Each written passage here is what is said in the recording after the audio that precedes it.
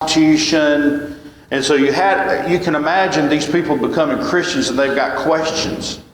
They've been used to all this sexual impurity, and so they must have had questions even about maybe sexual intimacy within the marriage. Because you remember in the last chapter he said what? Flee fornication, flee sexual immorality. And so I can imagine in their mind they're really mixed up about what part sexual intimacy plays within God's realm of things. Where marriage is, because they recognized that the guy that had brought them the gospel, had begun the church, was a single man. He may have even talked to them before about the good things about being a single person, and he will do that in this chapter also. The point that we need to make is the Bible is not going to contradict itself. So we know that in the beginning, God provided a divine institution, and that is marriage. With the man and the woman becoming one, and that was the way God set up things. Now certainly, to be single or celibate is not sinful. And Paul is going to deal with that in a minute. So we've got to remember that. Them coming out of paganism into Christianity, and they had a lot of questions because they were real mixed up because of all the sexual fornication and promiscuity that had gone on within their culture. Secondly, I'm not sure when this book was exactly written, but just think about this. It probably was written anywhere from 10 to 12 years, something like that, before Jerusalem's going to be totally wiped out, and Christians are going to start being persecuted and all these kinds of things. Now think about this. If Paul, through the Holy Spirit, and he did, knew that was going to happen, what kind of advice would you give a couple that's going to have children? If I'd gotten married and God told me, and he's not going to, God told me that in 10 years you're going to have such severe persecution that probably most of your family's going to be wiped out. Or they're going to go through some terrible, terrible things. What might I do? I might say, it's probably not worth it to have children. It may not be worth it to be married at this time. And so again, we've got this present distress that's going on, persecution of Christians and things like that. So you've got to keep that in the back of your mind as you go through this and these verses, okay? Now that does not mean that some of these verses that he's going to give us don't apply to us, because they absolutely do. And we'll see that as we go through here. So, okay. So verse 1, now concerning the things about which you've written. So they had questions. They had questions about sexual intimacy. Where does it fit? You know, we've been doing this all wrong. What do we do? Even if we're married, is sex just evil in itself? That kind of thing, I think, is going on here. Is it good for a man not to touch a woman? That's intimacy. Verse 2, but because of immorality, here's Paul through the Holy Spirit giving the command of God. But because of immoralities, let each man have his own wife, and each woman have her own husband. Listen, most of us over our lifetime cannot remain celibate. God has placed within us the urge for intimacy. But there's one place for that intimacy to be carried out, and that is within marriage. And that's what he's saying. Should I just totally be celibate? Verse 1, not touch a woman? No, because there's a problem. You have urges that need to be carried out, and that takes place within the marriage itself. Okay? So that's verse 2. Then let the husband, verse 3, fulfill his duty to his wife, and likewise also the wife to the husband. Now, I didn't think about this, but think about this. What was the culture of that time as far as man and woman? It was kind of what we would call patriarchal. I mean, but even now, the man ruled the roost, and the religion of the man usually was the religion of the family. That's one thing. But not only that, the man probably, I can imagine a man during this time, first century, reading this and saying, really? I thought the only thing I was the boss and my wife did what I told her to do. And I'm not saying every man was that. I'm just saying it was that was kind of the general thing. Women didn't have many rights and that kind of thing. And so he says, listen, y'all need to give it to each other. Y'all do not need to deprive each other, man or woman. Verse 4, the wife does not have authority over her own body, but the husband does, and likewise the husband doesn't have authority over his own body. That's right. And we live in an era which that doesn't really bother us. There's more, what do you want to call equality or whatever. That doesn't mean the man's not the head of the home and should not be and things like that. But we can understand that. But I can imagine them having much of the man thinking, wow, there's some equality here, even in intimacy. We're talking about intimacy. Now, I said this last week, and I want to repeat it. It's in your notes. Intimacy should not be used as a punishment for selfish or punitive reasons. When one does that, they put their spouse in a tempting situation. Okay? That's pretty clear. Now, another thing I want to say that's not in my notes.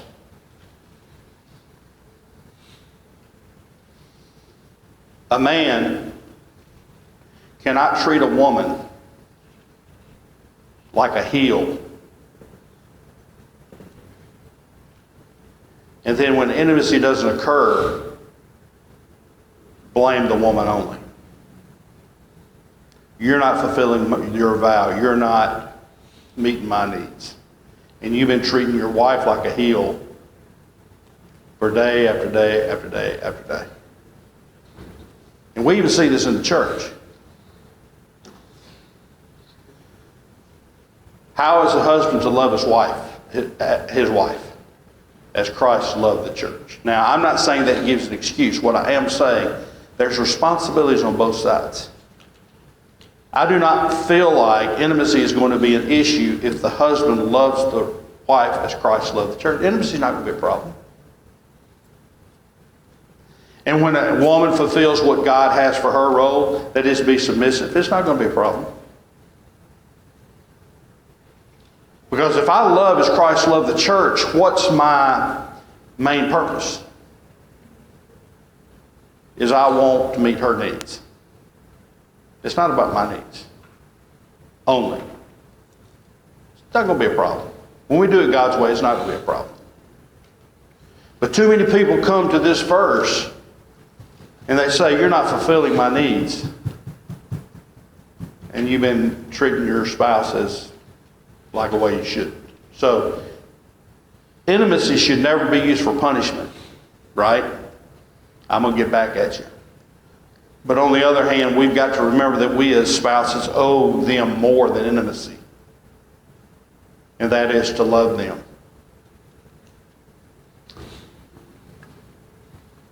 Then he goes on to verse 5. Stop depriving one another except by agreement for a time, that you may devote yourselves to prayer and come together again, lest Satan tempt you because of your lack of self-control. He gives a concession here. There is a time limit and there is a reason. If you both agree not to come together for a short time, that's permissible for the purpose of prayer, or y'all have agreed that this is the time you want to spend getting closer to God. There's no other permissiveness here about depriving one another. So that should be clear. So verse 6, but this I say by way of concession, not of command. Now I'm confused, and I didn't talk to Gary about this, but I did watch his tapes on 1 Corinthians, and Gary goes back to the concession being, listen, I'm conceding that you can do this. You can deprive one another for a purpose for a short time. And I think that is true. But I wonder if the concession doesn't go with verse 7. It doesn't really matter, really, but Look what he says in verse 7. Yet I wish that all men were even as I myself am. However, each man has his own gift from God, one in this manner and another in that. Now, why would Paul say, I wish men were celibate? We've just talked about it. You remember the present distress. And he's going to give us a couple of reasons that a single person may have a better time of it. And he's going to say later, listen, a single person, and it is true. When we husbands and we wives wake up every morning, one thing we've got to think about is our spouses and our children and the responsibilities we have. What does a single person have to do if they wake up that has no family? They don't have to worry so much about that. And so what can they do? They can devote more of their time to God. And that is absolutely true, and Paul brings that out. Now, he's not saying, listen, it is just the best thing in the world to be celibate and single. For him, it worked out great. But what did he say? Most of us cannot do that. And instead of burn, you get married instead of going into sexual fornication. So, again, he's not saying here, it is absolutely the greatest thing in the world to be celibate, because he knows there's that marriage is a divine institution, number one, and he knows there are reasons that we should get married. Okay, so verse 7, celibacy is good if you have that gift. Okay, so verse 8, but I say to the unmarried and to the widows that it is good for them to remain even as I. So the unmarried here, I think he's still talking about those that have lost their spouses. The reason for that is because later on he's going to talk about the virgins, the unmarried that have never been married. So these are probably dealing with those that have been married and lost their spouses. So what does he say? Due to the present distress, due to things that are fixing to happen, it is better for the unmarried, that is, you've lost your spouse, or a widow, to remain as I. What is remain as I? To remain celibate. But if they do not have what? Self-control, let them marry, for it is better to marry than to burn. Pretty simple. Most of us can't handle that. So you need to marry. Okay? But to the married, verse 10, I give instruction, not I, but the Lord. No, the Lord has already dealt with this situation. Where did he deal with it? Matthew 19. Okay, he dealt with marriage all the way through that section and other places in the gospel. And we may go back to that. We may go back to that if we need to in just a minute. Okay. But to the married I give instruction, not I, but the Lord, that the wife should not leave her husband. But if she does leave, let her remain unmarried, or else be reconciled to her husband, and that the husband should not send his wife away. Listen, how much clearer can the writer be? If you are married, you remain married. If you have to leave, you have two choices. Remain unmarried, or be reconciled to your wife. Now, I have something down here on verse 10 and 11 in your notes. A man or woman cannot leave a spouse for any reason except for sexual immorality. That's Matthew 19:9. But if they do leave, parentheses, for some absolutely necessary circumstance. Now that's subjective, correct? When I say that, you may come up with some other suggestion that I hadn't thought about that God didn't have in mind. And I really don't know what Paul has in mind. But I do know this. He says, if you have to leave. It is a necessary circumstance that I have to leave. The wife is being beat. My husband's going to kill me. My wife is going to kill me.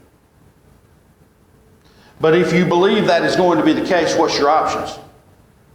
Separate, stay separated, or be reconciled. That's it. An absolutely necessary circumstance. So again, if she does leave, let her remain unmarried or else be reconciled to her husband, and the husband should not send his wife away. Okay? Why is it that we need to spend a lot of time with our children about marriage?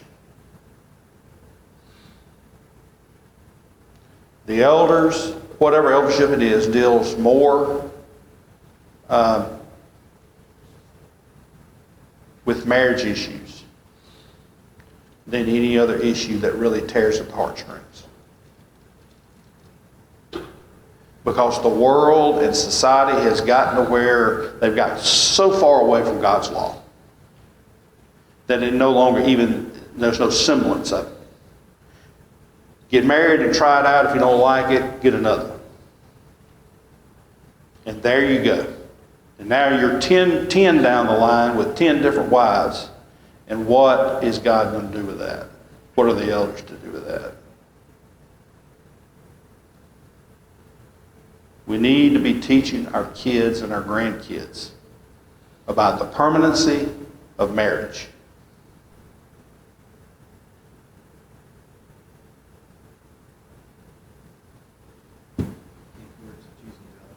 Sir? The importance of choosing a godly spouse. And we will definitely hit that just shortly. Okay, so here we are. Now, the next question. These people have come out of paganism,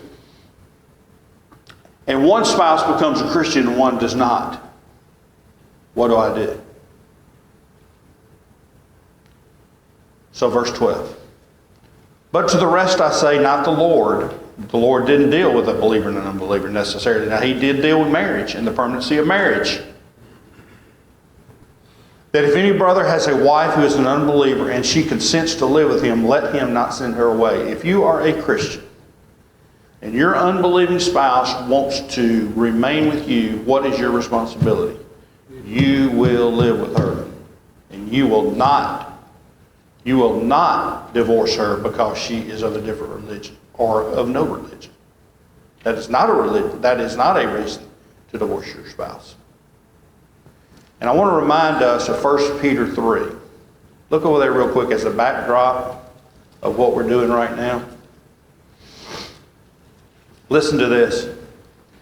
In the same way, you wives, be submissive to your own husbands, so that even if any of them are disobedient to the word, they may be won without a word by the behavior of the wife, as they observe your chaste and respectful behavior.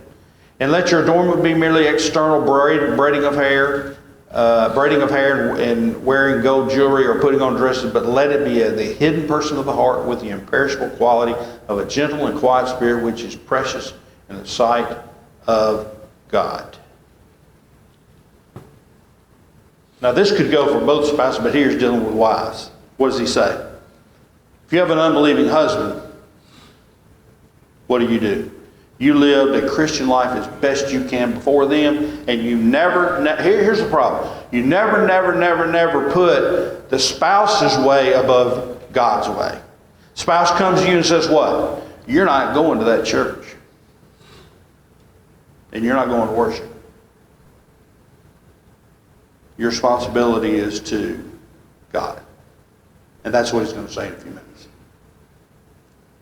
Okay? So, if the unbeliever consents to live with you, what do?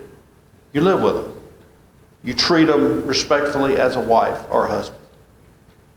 And you do what God would have you do as a wife or a husband. Now, do I love my wife like Christ loved the church if she's not a believer? Absolutely. Or as a wife, are you submissive to your husband if he's an unbeliever? Absolutely. It's only in the Lord, and that is according to, in other words, if he tells you can't go to worship, then bet you're off. I'm going to stay with God. Verse 13, a woman who has an unbelieving husband and he consents to live with her, let her not send her husband away. For the believing husband, here it is sanctified through the wife, and the unbelieving wife is sanctified through her believing husband. That's exactly what 1 Peter 3 just said. You can win them by your behavior. Why do you consent to live with them? Because I want them to be a Christian. And maybe by my behavior they will become a Christian. But for the believing husband, verse 14 again, sanctified through the wife, and the unbelieving wife sanctified through her believing husband, for otherwise your children are unclean, but now they are holy. What about the children? If one is a Christian, hopefully, the children will see and believe too. I believe that's kind of what he has in mind there. Verse 15 has always been the one that people choose or kind of harp on to give another excuse for divorce and remarriage, which is not there. Verse 15, yet if the unbelieving one leaves, let him leave. If that unbeliever wants to leave, then let him leave. In other words, I can't stand your religion. I'm not going to put up with it, and I'm gone. Because guess what? God's first for me, the believer. God's first. And so I will consent to live with you, but when it comes to godly things, that's first. The other one, I can't put up with that. Let her leave. Let him leave. Yes. I'd like to say something about it. Now, if I didn't know any better, the way you were seeing it, like when you talk about the unbelieving wife, it sounds like that a person is married to a person that's not believing. Now, from what I understand, I'm thinking that it's two people that may have not been saved, but got saved. And that's what made one of them got saved and the other one did. So that made the other spouse the unbeliever. I don't think it's to the point to where you had two people, one man was a Christian and one man was an unbeliever, and that made that person an unbeliever. I think that those two people were not unbelievers. One of them became saved, and that made the other spouse an unbeliever. More so, because if you read the Bible, when God speaks about being unequal yoked, and I've had this discussion with people before, and he said, where let's talk about friendship and stuff like that. But if you're unequally yoked with unbelievers, and when the scripture continues to go further, it says, what does light have to do with darkness? I mean, it can't mean the one other thing.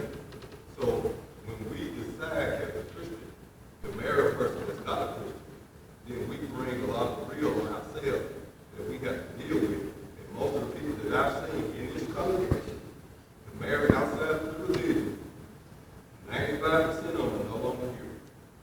And that's the main reason why.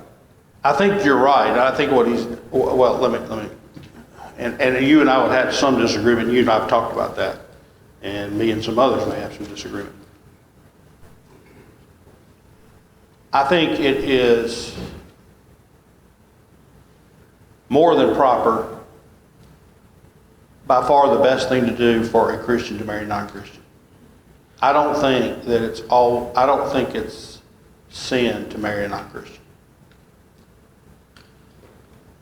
Well, Marriage is a sin, but the attitude of doing what you want to is sin. I don't know how and I know people have done it. I know people have married. Well, I mean, and this is maybe a poor example. Dana's father was not a Christian when they married. Right? Well, he fell away, I guess it was. Was that what it was, and then became a Christian? But it was certainly kind of like 1 Peter 5, where by her chaste behavior, he came back to the Lord years down the road.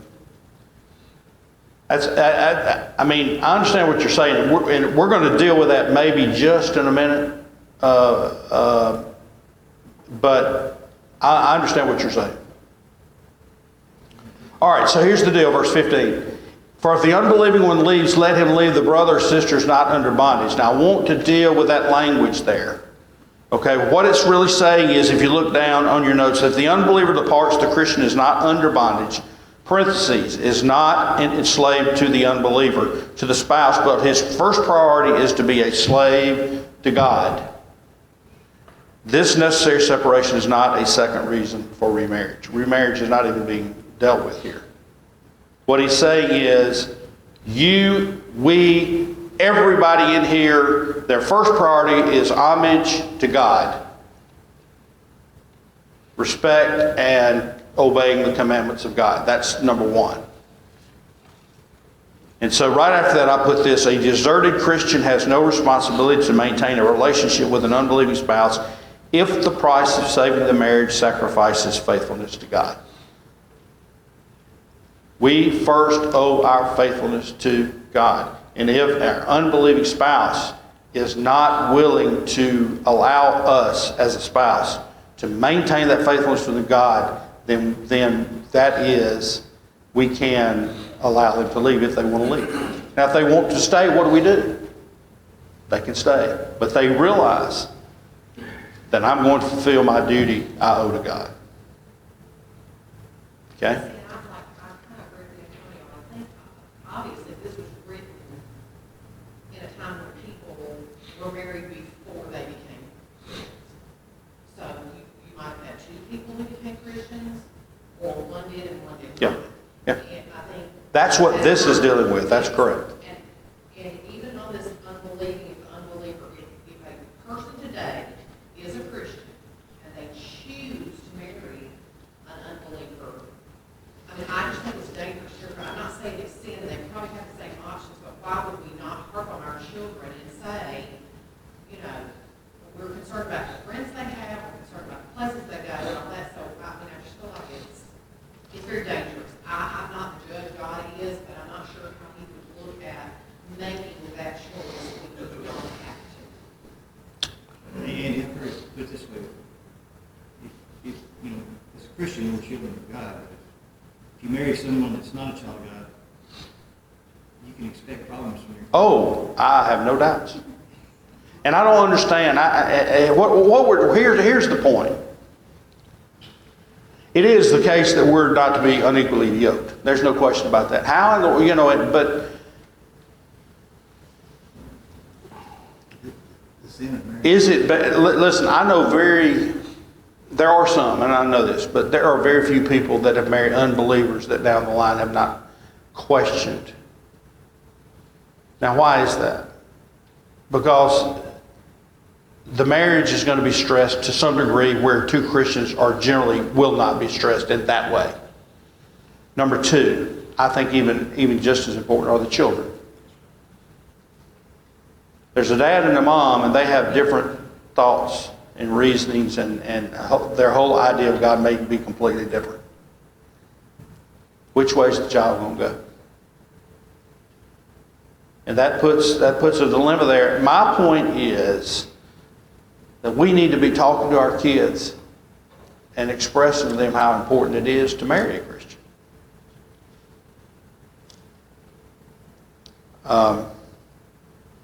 And that's where I would stay.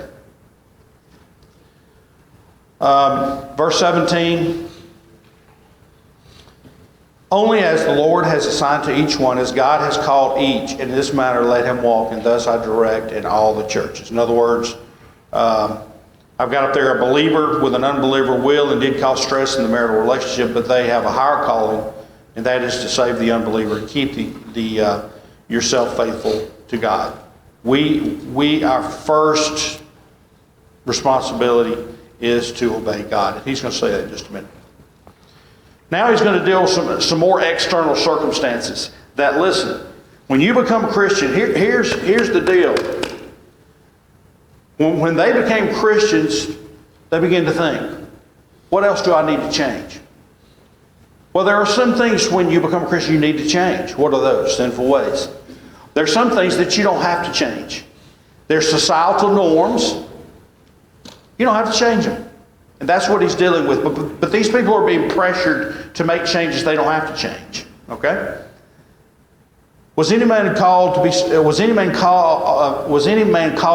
circumcised? Let him become uncircumcised. Let him not become uncircumcised. Has anyone been called an uncircumcised? Let him not be circumcised. Circumcision is nothing. Uncircumcision is nothing. But what matters is keeping the commandments of God. That's what matters. Does it matter whether you're circumcised or not? No. It's an external circumstance. Some believed it was the right thing to do. Some believed it wasn't. What does he say? Forget it. Do it if you feel like you want to do it. If you hadn't done it, don't worry about it. Then he goes to verse 20. Let each man remain in the condition in which he was called. Now, listen. That verse is not saying remain in a sinful situation if you're there. He is saying there are external circumstances that are neither right nor wrong. Remain in the one where you are. He's not saying if you're a homosexual, stay homosexual. That's not what he's saying. He's dealing with external circumstances that are neither right or wrong. Were you called while a slave? Here's another one. Did you become a Christian while you were a slave? Verse 21. Do not worry about it. Christianity did not change cultural norms if they weren't just intrinsically sinful. Were there owner-slave situations in which the owner treated the slave in a way that was acceptable to God? Undoubtedly. But here's what he says. But if you are able also to become free, what? It would be good. I don't think slavery inherently is a good thing, right? I mean, just generally. But to be honest with you, when I'm at work and I have employees, who makes the rules? The boss does. And it is kind of a relationship like that. He's saying, listen, there are cultural norms that you don't need to worry about. That's not the point. Stay where you are and be a Christian. Verse 22 I love, for he who was called in the Lord while a slave is the Lord's freedman. If you're a slave, you're free. What are you free from? Sin. Best thing in the world that could have ever happened to you. Don't worry about being a slave. You're a Christian. You're free from sin. Likewise, he who was called while free. You boss man, you slave owner, you better remember something. You're Christ's slave.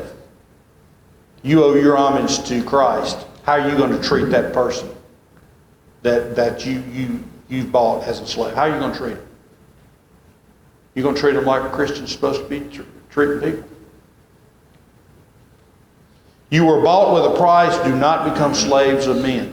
Ultimately, we are all slaves to God and not to man. That doesn't mean that we don't take in different roles, take rules and regulations from men. We do. We all do. Verse 24, brethren, let each man remain with God in that condition when he was called. Let each month, if whatever external circumstance you come into, you remain with God. That's what's most important. Verse 19 again, you obey the commandments of God. That's what's important. These external circumstances make no difference. And it didn't in that time. Verse 25, now concerning virgins. Now here he's dealing with the ones that are unmarried and have not been married. Where in verse 8, I think he's dealing with those that have lost spouses, as I said. I have no command of the Lord, but I give an opinion. Now what did he just say? I'm fixing to give you an opinion. It's not binding, and he'll express that. As one who by the mercy of the Lord is trustworthy, I think then that it is good in view of the present distress, that it is good for a man to remain as he is. Listen, if you're a virgin, if you've never been married, I'm giving you my opinion. It would be really good if you were to remain unmarried. Why? Because when you get married, you're taking on some responsibilities that are going to take you away from putting your mind on God, because there's fixing to be some things happen that if you're married, you're going to have to put your mind and thoughts to your family.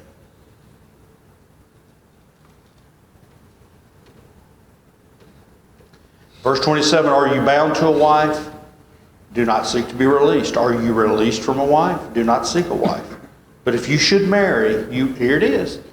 Listen, if the urge is there, you can't help it, Sexual intimacy is something that's got to be dealt with here. If you should marry, you have not sinned, and if a virgin should marry, she has not sinned, yet such will have trouble in this life, and I'm trying to spare you. You're going to have, if you get married, and you need to, if intimacy is absolutely necessary for you, you need to get married. But I'm telling you, if you get married, there's going to be an issue. Not a spiritual issue. Not a spiritual issue. A physical issue. You're going to be under the gun.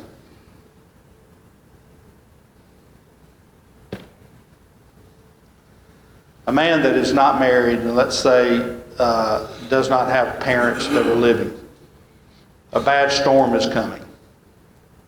Tornadoes everywhere. And he really doesn't have an extended family. What's he thinking about? Himself. Olivia and Zach are down and a tornado comes, and my wife. This weekend a tornado comes. What am I thinking about? Not just me. I have other things to think about. I have other responsibilities. It's just the way it is.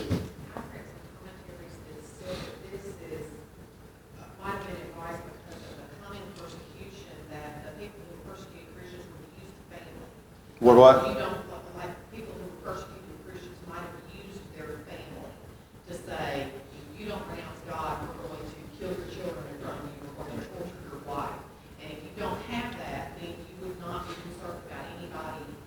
You wouldn't give in to protect your family. Talking about persecutions, you usually had a facet in it where they would ask you to renounce God or they're going to kill your family, that kind of thing. It's all the stress that would be coming due to having a family. And there's a reason why. Culturally, throughout society, the young single men fought in wars because they did not have those men molded to fight. Right. Young single men I fighting. mean, as a man, I'll make a lot of concessions to make sure that my wife and kids are spared. Right. Right. Or take me rather than them. You know? Right. Right. I'm not, Right. but as a young single man, I know Right. It just adds stress, does it not? I mean, we have other responsibilities, so that's true. That's what Paul's getting at. Verse 29, but this I say, brethren, the time has been shortened now. He's fixing to probably to describe this persecution or the change that's going through, and he just uses some language that to me is hard to fathom. But here's the point of these next few verses: listen, the world that you're fixing to see is going to be very different. This that you're fixing to go through is going to look very different than you are right now. Because the Roman government had been decently kind to Christians over time, but that's not fixing to be the way it is. So he describes it this way. But this I say, brethren, the time has been shortened so that from now on those who have wives should be as though they had none. And those who weep as though they did not weep, those who rejoice as though they did not rejoice, and those who buy as though they did not buy, those who use the world as though they did not make full use of it. For the form of this world is passing away. Your world is fixing to change. And Paul, as an apostle, an inspired apostle, is trying to spare these people the stress that they're fixing to go under. But I want you to be free from concern, verse 32. One who is unmarried is concerned about the things of the Lord, how he may please the Lord. But the one who is married is concerned about the things of the world, how he may please his wife. There's the answer to it all. Listen, when you get married, there's other responsibilities. Now, I think how does this apply? What's the deal for us? And it's hard to really make application for us today. But I think intrinsically in these passages are some facts. Number one, if you are a mother or a father, or if you are a spouse, it takes work. It takes effort. We need to be teaching our kids that. That's exactly what Paul is saying. Listen, when you get married, some of your responsibility and efforts go toward your spouse. Marriage is not one of these things where people, these giddy little kids like we used to be, get up and say, I'm going to get married. And it's all going to be, it takes work and it takes effort, right?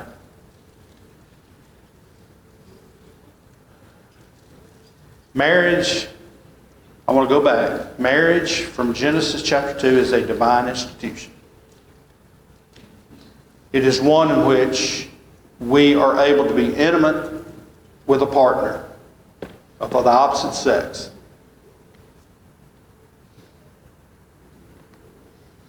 And it is an institution, again, that is God-given. But, even today, it is the case. If you're single, then you're going to have more time than some of us. And you need to spend that time honoring God. That's what he's saying here. Listen, you're a Christian now, and you're single. And there's fixing to be some crazy things come up. What should you do? Spend your time honoring God. That's a good thing to be doing with your time, because you have more time than those that are married and have kids. So I think there is some small application there. We should not be, for those that are single, for those that have lost spouses. Spend your time honoring God.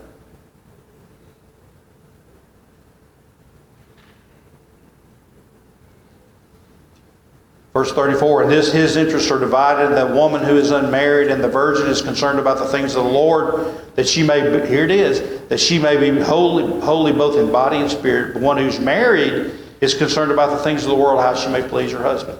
It's just a natural dividing of the mind and things that we have, responsibilities we have. And this I say for your benefit, not to put a restraint upon you, but to promote what is seemly and to secure, I love this, undistracted devotion to the Lord. Why am I saying this? I really want your mind on the Lord. You're fixing to go through some things you're going to really need it. Verse 36, but if any man thinks that he is acting unbecoming, here's another one of those cultural norms. That God didn't say, listen, y'all need to change this. Y'all need to be more like America. Of course, he wouldn't do that in America, would. Here, I'm just being funny. In that culture, who formed the marriage, husband and wife? The father did. The father gave his virgin daughter to the husband of his choice. Did God say change that? I didn't say it. Change it.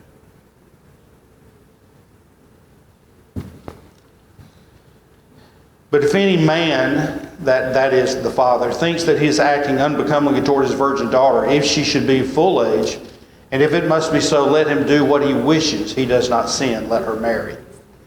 But he who stands firm in his heart, being under no constraint, but has authority over his own will, and has decided this in his own heart, to keep his own virgin daughter, he do well. In this present distress, fathers, if you would rather allow your virgin daughter to get married, it's okay. If not, then I'm giving you the opinion that you need to keep her close to you. Why? There's some stuff coming. So then both who gives his own virgin daughter in marriage does well, and he who does not give her marriage will do better. Why better? Because marriage is going to be a stressful situation. If it must be so. If it must be so. Verse 39. Now here he goes back to the general directive of God from the very beginning. A wife is bound as long as her husband lives, but if her husband is dead, she is free to be married to whom she wishes, only in the Lord. Now, there probably even within this group here would be a question about what does that mean she's to marry only in the Lord? There's two possibilities. Only marry a Christian. And as we've talked here this morning, there would be many here that would go for that. And I think my tendency is at the end, that's what he's probably saying, but not in the words, not quite as directly as it might seem. If you go to Ephesians chapter 6, let's go there real quickly. This is the same language. Just think about it. This is the same language that he's using here. Ephesians chapter 6 real quickly. Children, obey your parents in the Lord. Does that mean children obey your parents only if they're Christians? No.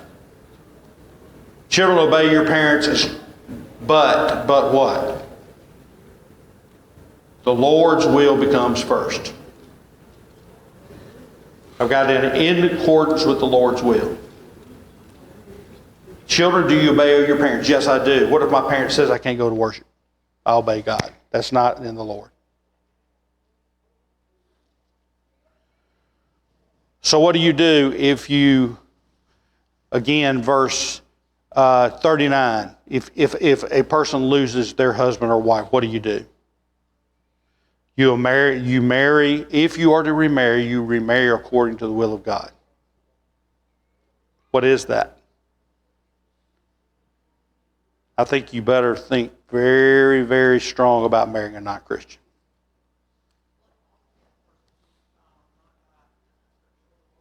Do I? It could mean do not marry a person that's in an unscriptural divorce. That's correct. That's exactly right. But in my opinion, she is happier if she remains as she is, and I think that I also have the Spirit of God. Paul is saying, I am an apostle. I have God's words, and I've just spoken them to you.